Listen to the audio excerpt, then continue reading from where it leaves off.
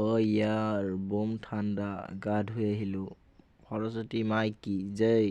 সৰস্বতী মাইৰ নাম লৈ চাইকেলখন ওলাও দে।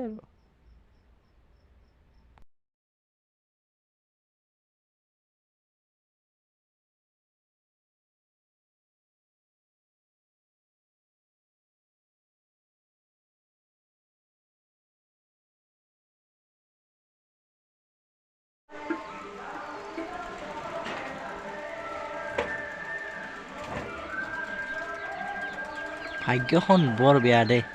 চাওক না ৰাতিপুৱাই চাইকেলখন ওলালোঁ, বৰমাটো ঘৰৰ পিছফালে নিব লগা হৈছে।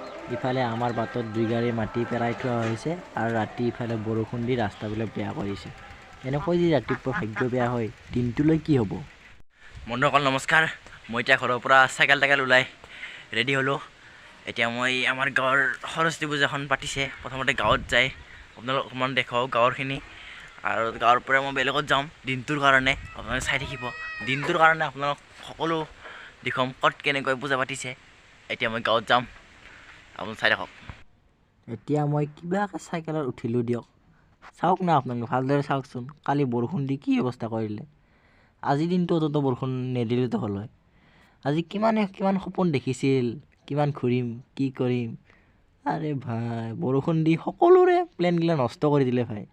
এতিয়া মই আমাৰ ঘৰৰ সন্মুখত আহি পালোঁ, সৰস্বতী পূজা পতা জেগাখিনি। এতিয়া মই ইয়াত সেৱা এটা কৰি খেলে স্কুললৈ যাম, আপোনালোক দেখুৱাম। ইয়াত সেৱা এটা কৰি লওঁ। এতিয়া মই সেৱা কৰি লওঁ, ইয়াত সেৱা কৰি পেলাই যাই থাকিম স্কুললৈ। চাই দেখক।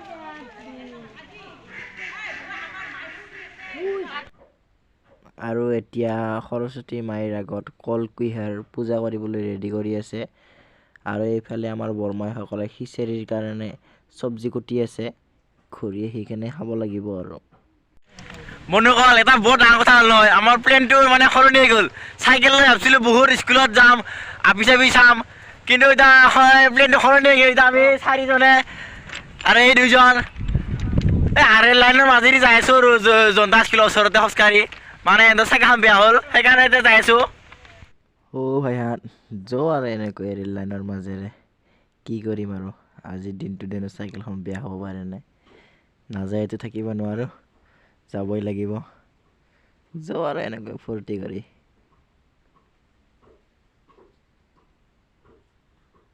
আৰু এতিয়া বন্ধুসকল ফাইনেলি জনতা স্কুল আহি পালোঁ। এতিয়া ভিতৰত সোমাম আমি সকলোৱে লগতে 4জনে আহি পালোঁ। এতিয়া ভিতৰলৈ সোমাম আৰু চাই থাকক।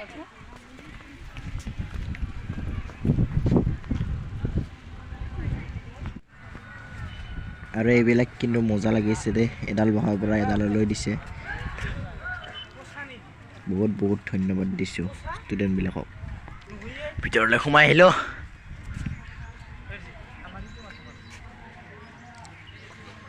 আৰু এই বিল্ডিংটো নতুনকৈ বনাইছে, ৰং চং দি পূৰা ক্লিয়াৰ কৰি দিলে, খুব ধুনীয়া লগা হৈছে। আৰু ইয়াত বক্স বজাব, কিন্তু লাইন নাই, ৰখি আছে।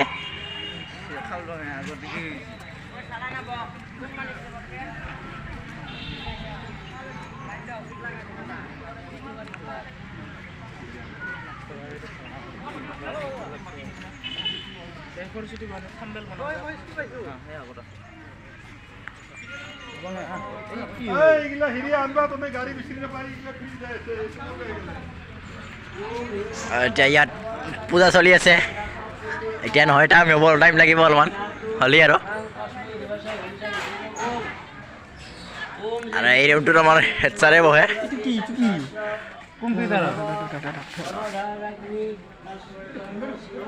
আৰু এই ৰুমটোত আমাৰ বাকী ছাৰসকলে ইয়াত বহে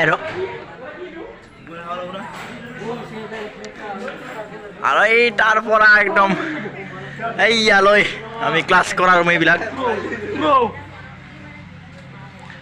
আৰু মই ক্লাছ কৰিছিলোঁ এইটো ৰুমত, মোৰ ক্লাছ হৈছিল।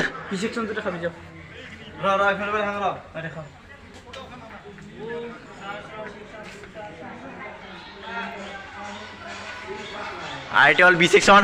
এই ভাঙি দিছে কাৰণে পূৰা দীঘল লগা হৈছে ৰুমটো।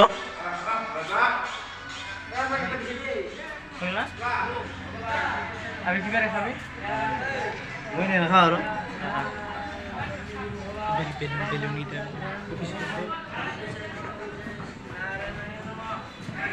আৰু এইবিলাক টেংকি পানীৰ আৰু এইবিলাক ছোৱালীৰ পেচাব ৰুম আৰু এইটো ছোৱালীয়ে ক'লে ফটো তুলি আছে লাজ কৰিছে অলপমান মোক দেখা পায়